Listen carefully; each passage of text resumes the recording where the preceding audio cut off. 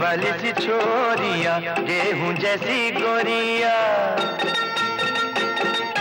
बाजरे की बाली सी ఆమె బ్రహ్మపుత్ర నది పరవళ్లను తన జీవన శైలిగా మార్చుకుంది. అసోం పర్వత పంక్తులంతటి ఉన్నతమైన సంకల్పాన్ని ఎదను దాల్చింది. పచ్చదనాన్ని నింపుకున్న ప్రకృతిలా నిజాయితీని ఆభరణంగా అలంకరించుకుంది.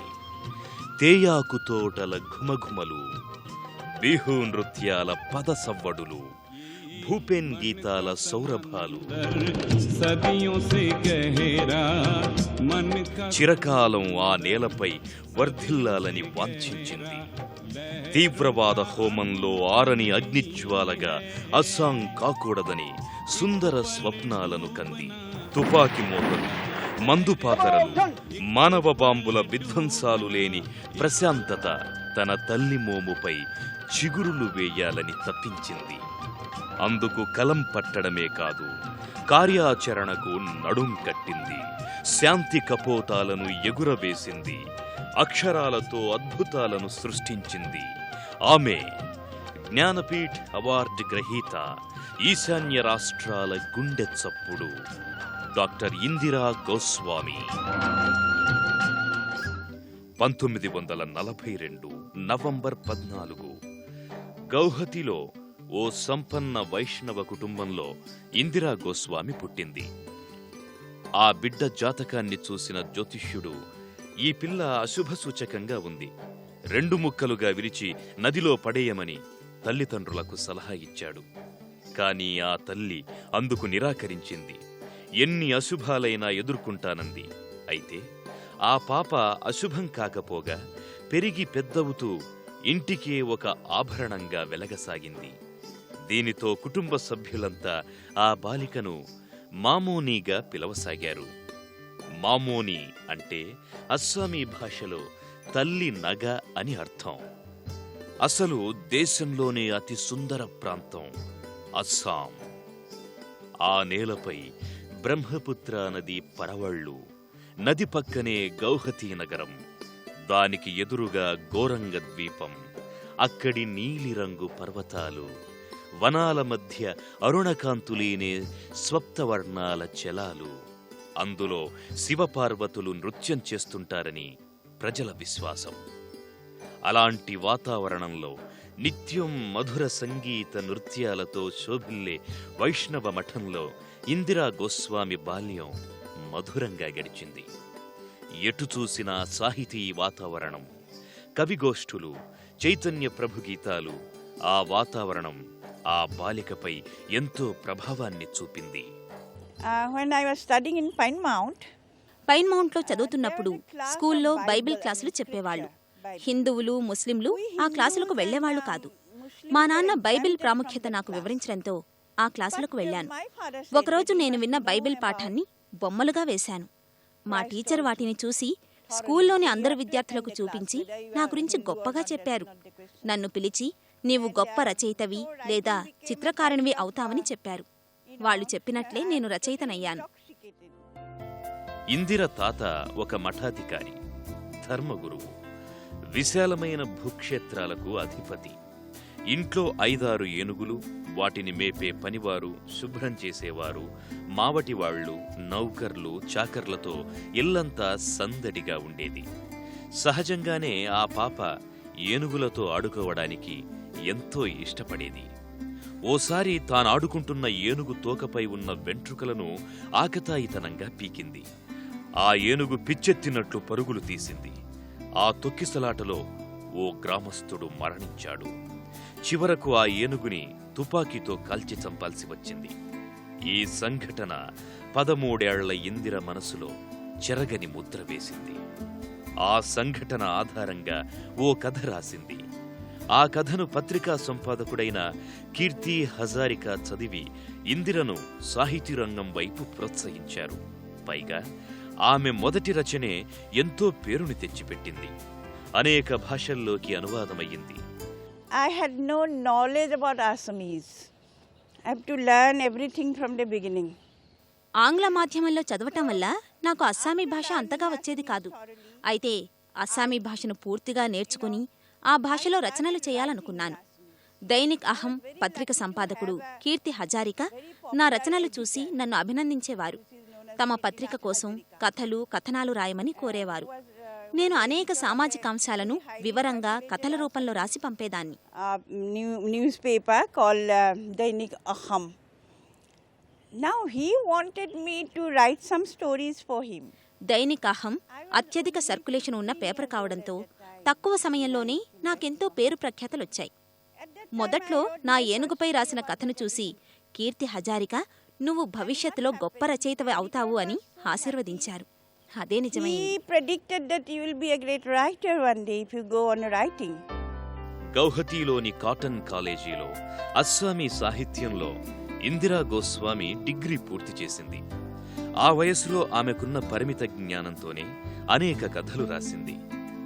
ఆ రోజుల్లోనే ఆమె రాసిన కథల్లో సగటు మనుషుల సంవేదనలు, సామాన్య మానవుల జీవితానుభవాలు సజీవంగా సాక్షాత్కారమయ్యాయి. 1965 అక్టోబర్ ఎన్నో ప్రతికూల పరిస్థితుల మధ్య ఆమె మాధవన్ రాయసన్ అయ్యంగార్ అనే కన్నడ యువకుణ్ణి ప్రేమించి పెళ్లి చేసుకుంది. భర్త ఇంజనీర్, నదుల మీద వంతెనలు, ఆనకట్టలు కట్టే ప్రాజెక్టుల్లో పనిచేసేవాడు. పెళ్లయ్యాక ఇందిర ఆయనతో పాటు దేశంలోని అనేక ప్రాంతాలకు వెళ్ళింది.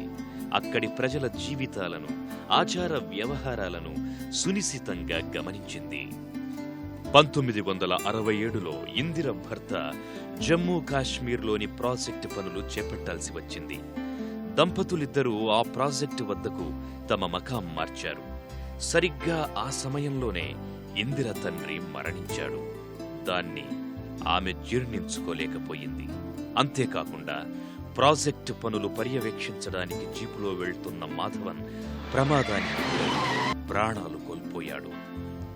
తండ్రి హఠాన్ మరణం, ఆ తరువాత తననెంతో ప్రాణప్రదంగా చూసుకున్న భర్త మరణం, వీటితో ఇందిర ఎంతో వ్యధతో అస్సాంకి తిరిగి వచ్చింది. అప్పటికి ఆమె వయసు 25 ఏళ్లు. తీవ్రమైన మానసిక ఒత్తిడితో ఆత్మహత్యకు ప్రయత్నించింది. కాని మరణం ఆమెను జయించలేకపోయింది.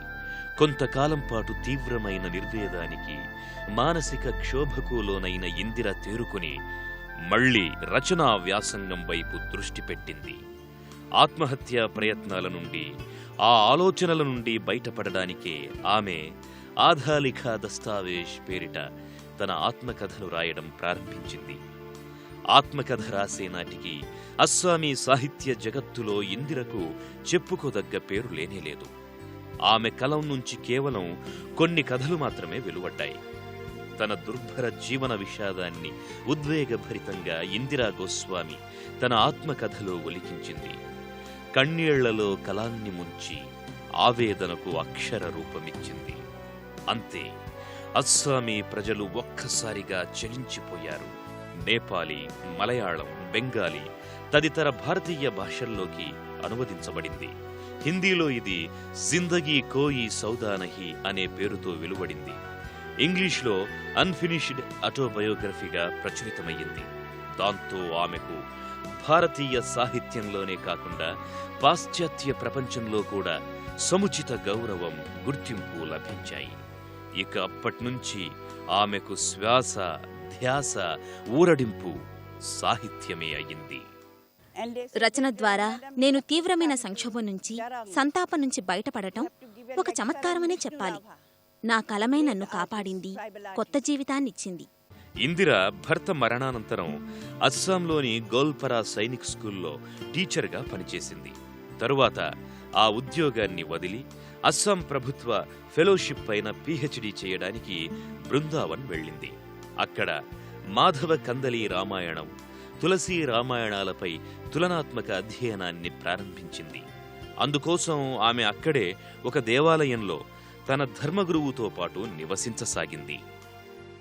Now what happened, Mulla's poems inspired me and I switched over to Ramayana. Molla Ramayana పద్యాలు నన్నెంతో ఆకర్షించాయి. అందుకే నేను రామాయణం పట్ల ఆకర్షితురాలినయ్యాను. నా పీహెచ్డీ పట్టం కోసం నేను రామాయణాన్నే తీసుకున్నాను. కేవలం 3 ఏళ్లలో దానిని పూర్తి చేసి డాక్టరేట్ తీసుకున్నాను. గంగా బ్రహ్మపుత్ర రామాయణం అనే నా పుస్తకానికి అంతర్జాతీయ అవార్డు లభించింది. అలాగే అస్సామీ భాషలో రామాయణాన్ని రాస్తున్నాను. నేను సృజనాత్మక రచయితను. నా రచనలు ప్రజలను ఆకర్షించాలి, వారు తిరస్కరించేవిగా ఉండకూడదు. అలా ఇంతవరకు ఎప్పుడూ జరగలేదు. ఒక రచయితకు అంతకన్నా కావలసిందేముంది? పిహెచ్డి పట్టా కోసం రామాయణాన్ని అధ్యయనం చేయటం ఒకవైపు కొనసాగిస్తూనే మరోవైపు బృందావనంలో బతుకులీడుస్తున్న యువ వితంతువుల దుర్భర జీవితాలను, అనుభవిస్తున్న కష్టనష్టాలను, లైంగిక దోపిడీని చూసి చలించిపోయింది. వారి వ్యదార్థ జీవితాలను నీల్ కంఠీ బ్రజ్ అన్న నవలలో ప్రతిభావంతంగా చిత్రీకరించింది. భారతీయ రచయితల్లో ఈ సమస్యపై స్పందించిన మొట్టమొదటి రచయిత్రి ఇందిరా గోస్వామి. ఇటీవల దీపా మెహతా తీసిన వాటర్కు ప్రేరణ ఈ నవలే. Lots of stories also. I have, there are several collection of my stories. కూలీల జీవితాలు, తీవ్రవాదం, అస్సాం వరదల నష్టాలు తదితర సామాజిక సమస్యలపై అనేక రచనలు చేశాను. సంతోషకరమైన విషయం ఏమిటంటే హిందీ రాష్ట్రాలలో నా గ్రంథాలు ఆదరణ పొందటం. ఇంకా ముఖ్యమైన విషయం ఏమిటంటే మహారాష్ట్రలో పాఠశాల స్థాయి విద్యలో నా జీవిత చరిత్రను ఒక పాఠ్యాంశంగా బోధిస్తుండడం నాకెంతో గర్వంగా ఉంది. నా నవలలు, కథలు దేశంలోనే కాక అంతర్జాతీయంగా కూడా అత్యధికంగా అమ్ముడవుతున్నాయి. ఎన్నో అవార్డులు, రివార్డులను తెచ్చిపెడుతున్నాయి. రచయితగా నేనెంతో తృప్తిగా ఉన్నాను. ప్రస్తుతం నేను తీవ్రవాదులతో నాకున్న సంబంధాలు కొనసాగిస్తూనే తీవ్రవాదం పోకడలు అన్న పుస్తకం రాయాలనుకుంటున్నాను. ఆ తరువాత ఆమె దృష్టి ప్రైవేటు రంగంలోని భవన నిర్మాణ కూలీల వ్యధాభరిత జీవితాలపై పడింది. అందుకోసం చినాబ్ నదిపై వంతెన నిర్మించే కూలీలతో పాటు అక్కడే నివసించింది. 1974లో మధ్యప్రదేశ్లోని అహిరాన్ జల ప్రాజెక్టు నిర్మాణ స్థలంలోనూ, 1983లో ఉత్తరప్రదేశ్లోని సయీ జల ప్రాజెక్టు కట్టడం ప్రాంతంలోనూ గడిపింది. ఈ అనుభవాలను 3 నవలల్లో పొందుపరిచింది. జమ్మూ కాశ్మీర్లోని చినాబ్ నది ఒడ్డున రచయిత్రి గడిపిన రోజుల ఆధారంగా చినాబుర్ స్రోత్ అనే నవల రాసింది. అహిరన్ నవలలో మధ్యప్రదేశ్లోని అహిరణ్ నదిపై నిర్మాణంలో ఉన్న జలమార్గానికి సంబంధించిన కథ ఉంది. ఉత్తరప్రదేశ్లోని రాయ్బరేలీ దగ్గర సహీ నదిపై నిర్మాణంలో జలమార్గం నేపథ్యంలో రాసిన నవల మాయరేధారా తరోవాల్. ఈ నవలకు సాహిత్య అకాడమీ పురస్కారం లభించింది. సాధ్యమైనంత వరకు ప్రత్యక్ష జీవితానుభవాలనే ఆమె తన రచనల్లో పొందుపరిచారు. అందుకే ఆమె శైలి సహజంగానూ, సరళంగానూ, విలక్షణంగానూ ఉంటుంది. డాక్టరేట్ అయ్యాక ఆమె ఢిల్లీ విశ్వవిద్యాలయంలో ఆధునిక భారతీయ భాషల సాహిత్య అధ్యయన శాఖలో అస్సామీ అధ్యాపకురాలిగా చేరారు. ప్రొఫెసర్గాను, అస్సామీ శాఖాధ్యక్షురాలుగాను కృషి చేశారు. అయినా తన పురిటిగడ్డ బంధం తెంచుకోలేదు. నిరంతరం ఢిల్లీ గౌహతీల నడుమ తిరుగుతూ తన ప్రజల ఆశలకు, ఆశయాలకు అక్షర రూపమిచ్చేది. ఇందిరా గోస్వామికి దేశవ్యాప్త కీర్తిని సంతరించి పెట్టిన మరో నవల దాతాల్ హోతీర్ ఉనే ఖోవా హావదా. దీని హిందీ అనువాదం దక్షిణీ కామరూప్ కీ గాథ. ఇందులోని ఇతివృత్తం అస్సాంలోని మత సంప్రదాయాలకు, మఠాలకు సంబంధించింది. రచయిత్రి తన జీవితంలోని నిర్వేద విషాదానికి ప్రతీకలుగా అనేక పాత్రలను సృష్టించింది. తన ప్రేమ, వివాహం, వైధవ్యం మొదలైన వాటి పట్ల ఛాందసవాదుల బూజుపట్టిన ఆలోచనలు, మారుతున్న అస్సాం సామాజిక, సాంఘిక జీవనాన్ని ఈ నవలలో పొందుపరిచింది. ఈ నవల ఏ సాగా ఆఫ్ సౌత్ కామరూప్ పేరిట ఇంగ్లీష్లోకి అనువాదమయ్యింది. కేంద్ర సాహిత్య అకాడమీ ఈ నవలను ఆధునిక ఇతిహాసంగా గుర్తించింది. ఈ నవలలోని కథను ఆధారంగా చేసుకుని అస్సామీ భాషలో అదాజ్ పేరుతో రూపొందించిన చలనచిత్రానికి జాతీయ, అంతర్జాతీయ పురస్కారాలు లభించాయి. ఇందిరా గోస్వామి ఉత్తమ రచయిత్రిగానే కాకుండా రామాయణంపై సాధికారికత గల సాహితీవేత్తగా గుర్తింపు పొందారు. రామాయణం మర్మం తెలిసిన విదుషీమణిగా ఆమెను అనేక దేశాల వారు ఆహ్వానించి సన్మానించారు. అమెరికా, జపాన్, మలేషియా, సింగపూర్, హాంకాంగుల్లో, యూరోప్లోని అనేక దేశాల్లో పర్యటిస్తూ అక్కడి ప్రజల ఎదుట రామాయణంలో దాగిన విభిన్న కోణాలను ఆవిష్కరించారు. అస్సాంలో ఎంతో పేరు ప్రఖ్యాతులున్న ఆలయం కామాఖ్య. ఆ ఆలయంలో ఎప్పటినుంచో పశుబలి, జంతువుల రక్తం దేవునికి అర్పించడం జరుగుతుండేది. దీన్ని గర్హిస్తూ ఇటీవల ఇందిర చిన్నమస్త నవల రాసింది. అది చదివాక చాలామంది పాఠకులు తాము తప్పు చేస్తున్నామని అర్థం చేసుకున్నారు. ఇక అప్పటి నుంచి జంతుబలిని నిరసించడం మొదలుపెట్టారు. Recently I have written a novel called Chinnamasta. నేను జంతువులను ఎంతో ప్రేమిస్తాను. అందుకే జంతువులను ప్రేమించాలని చాటుతూ చిన్నమస్ట అనే పుస్తకాన్ని రాశాను. దేశవ్యాప్తంగా పేరుగాంచిన మా ఊరి కాళికాలయంలో జంతుబలులను ఆ రచనలో ఎండగట్టాను. మంత్రగాళ్లు, క్షుద్ర విద్యల వాళ్లు నన్ను చంపుతామని ఎన్నోసార్లు బెదిరించారు. కారణమేమిటంటే వారు కాళికాదేవికి గేదెలు, మేకలు బలి ఇస్తే తమకు అతీత శక్తులు వస్తాయని వారి నమ్మకం. ఈ దురాచారాన్ని నా పుస్తకంలో తీవ్రస్థాయిలో విమర్శించాను. దాదాపు 2000 ఏళ్ల నుంచి వస్తున్న ఆ ఆచారాన్ని తప్పుపట్టాను. They threatened me of dire consequence, that thing. 13వ ఏటనే రచనలు ప్రారంభించిన ఇందిరా గోస్వామి 1962లో చినిక మారోం, 1966లో కాయినా వంటి కథా సంపుటాలను ప్రచురించారు. 25 ఏళ్ల వయస్సులోనే ఆదా లేక దస్తావేజ్ పేరిట అసంపూర్ణ ఆత్మకథ రాశారు. ఇది దేశంలోనే సంచలనాన్ని సృష్టించింది. 1976లో నీలకంఠ్ బ్రజ్ నవల, 1978లో అహిరన్ నవల, 1980లో సాహిత్య అకాడమీ అవార్డు పొందిన నవల మామోరే థారా తారోవాల్, 1988లో దాంతల్ హతిర్ ఉనే కోహా హౌదా నవల, 1990లో హృదయ్ ఏక్తి నదీర్ నామ్ కథా సంపుటి, 1994లో ఇందిరాగాంధీ మరణం తదనంతర పరిణామాలను చిత్రించిన నవల తేజ్ అరు దుళేరి దోసరిత ప్రిస్తు. ఇలా అవిశ్రాంతంగా దాదాపు 20 నవలలు, 200 కథలను రాశారు. ఆధునిక అస్సాంలో జరిగిన ప్రతి సామాజిక ఉద్యమంలోనూ ఇందిరా గోస్వామి భాగస్వామయ్యింది. విద్యార్థి రాజకీయ ఉద్యమాల్లో పాలు పంచుకుంది. మహిళలను సంఘటితం చేయడానికి తీవ్ర కృషి చేసింది. అస్సాం సాంస్కృతిక వికాసానికి పరితపించింది. తన మాతృభాష సొగసులను దేశ ప్రజలెదుట నిలిపింది. మొత్తం మీద ఇందిరా గోస్వామి వందలాది కథలు, దాదాపు 20 నవలలు రాశారు. అయితే గత కొన్ని సంవత్సరాలుగా తీవ్రవాద ఉద్యమాల మూలంగా అక్కడి మట్టి రక్తసిక్తమయ్యింది. మానవ బాంబులు, కాల్పులు, కిడ్నాపులు సర్వసాధారణమయ్యాయి. పొరుగు రాష్ట్రాల వారిపై యథేచ్ఛగా దాడులు జరిగాయి. బతుకులో భయం తొంగి చూస్తోంది.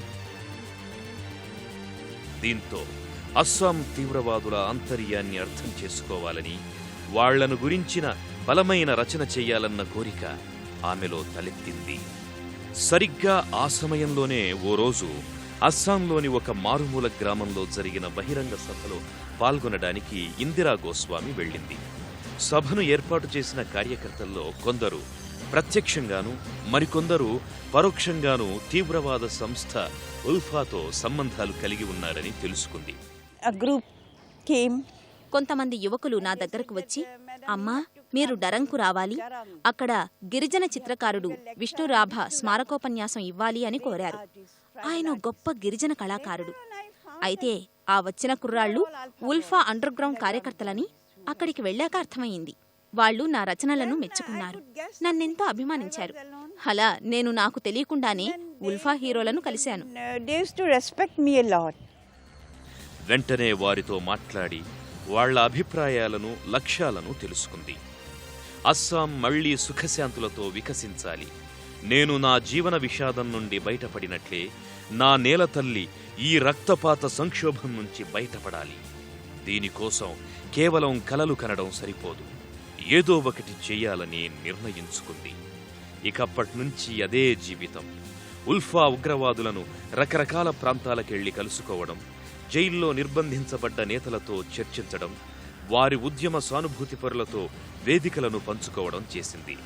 వారి వేదనలు వింది, వాదనలు ఆలకించింది. ఢిల్లీ విశ్వవిద్యాలయంలో ఒకప్పుడు తనతో పాటు పనిచేసిన సహచరుడు ప్రస్తుత ప్రధాని డాక్టర్ మన్మోహన్ సింగ్ను కలిసింది. ఉల్ఫా నాయకులతో భారత ప్రభుత్వం చర్చలు జరపాలని అభ్యర్థించింది.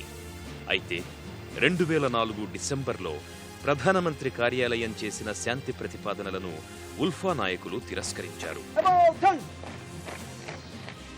అయినా ఇందిర తన ప్రయత్నాలు విరమించలేదు.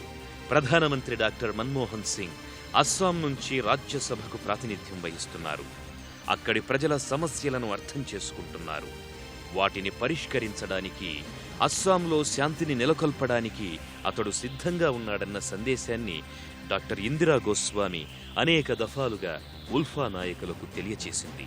అలాగే ఉల్ఫా నాయకులు కోరుకుంటున్న అస్సాం సార్వభౌమాధికారం ఆకాంక్ష ఎందుకు సమంజసమైనదో అన్న అంశాన్ని భారత ప్రభుత్వానికి ఎంతో ఓర్పుగా వివరిస్తూనే ఉంది. And when I met Manmohan ji, he said that definitely I will do something.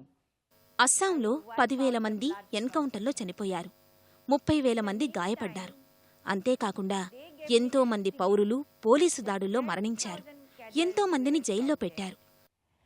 30,000 wounded. Besides all the civilians, innocent civilians. అందుకే నేను నా మిత్రుడు ప్రధాని అయిన మన్మోహన్ సింగ్కు అస్సాం రక్తపాతం గురించి చెప్పాను. ఆయన తప్పకుండా దాన్ని ఆపుతానన్నారు.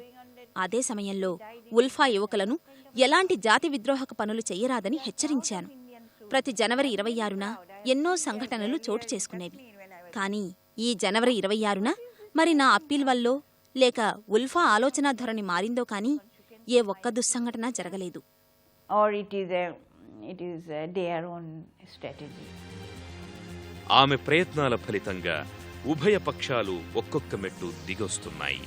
కాల్పులు జరుగుతున్నా, అమాయకులు బలవుతున్నా, చర్చలకు అనువైన వాతావరణం క్రమంగా ఏర్పడుతోంది.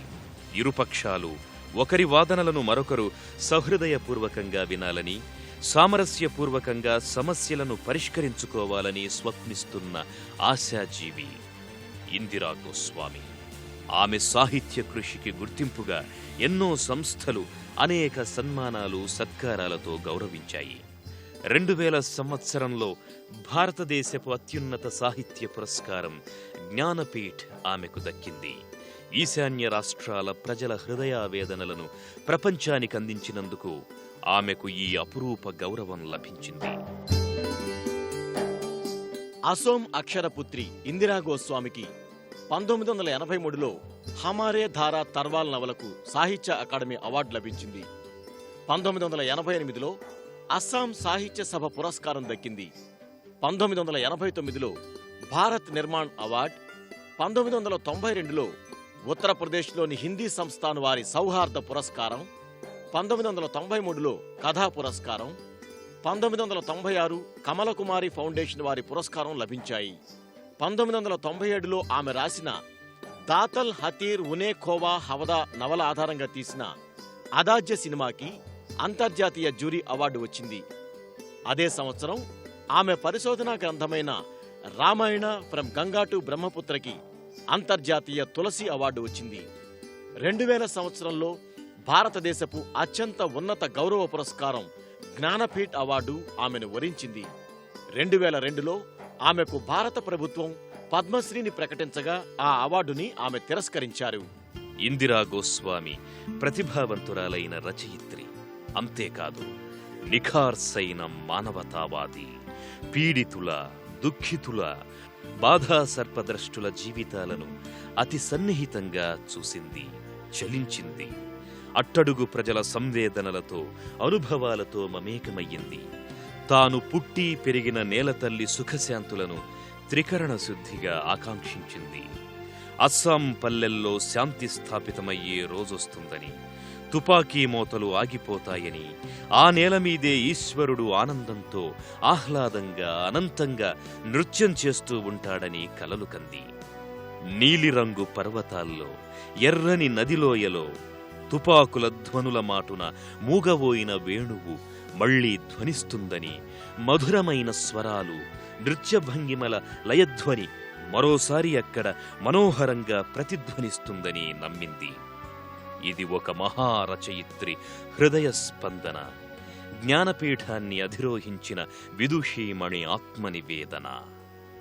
Peace can come by, by negotiation, both decide. శాంతి నెలకొనాలంటే ఇద్దరి మధ్య చర్చలు జరగాలి. పరస్పర అవగాహనతో ఇరు వర్గాలు శాంతియుతంగా ముందుకు రావాలి. ఈరోజు ఎందరో ఉన్నతమైన పోలీసులు, సైనికులు నేలరాలుతున్నారు. ఎంతో మంది బాగా చదువుకున్న యువకులు తీవ్రవాదులుగా మారి హతమైపోతున్నారు. ఇదంతా దేనికోసం? అందుకే ప్రభుత్వాలు ముందుకు రావాలి. ఇదంతా జరిగేదేనా అని అనుకోకుండా ప్రయత్నాలు ప్రారంభించాలి. ఈరోజు అస్సాంలో ప్రతి జిల్లాల్లో, ప్రతి గ్రామంలో శాంతి నెలకొనాలి. ఆ ప్రయత్నంలో ఒక రచయితగా నా వంతు పాత్ర పోషించడానికి అన్ని వేళలా అందుబాటులో ఉంటాను. ఒంటరిగా, నిస్పృహగా, నిస్తేజంగా ఆత్మహత్యకు పాల్పడి జీవితాన్ని అంతం చేసుకుందామనుకునేంతగా క్షోభకు గురైన ఓ మహిళ ఆ భావన నుండి బయటపడి రచనే తన ఆయుధంగా పునర్జీవించింది. తన రాతలతో ఎందరి తలరాతలను మార్చింది. సమాజపు పురిటి నొప్పులకు స్పందించింది. చరిత్ర నిర్మాణంలో భాగమయ్యింది.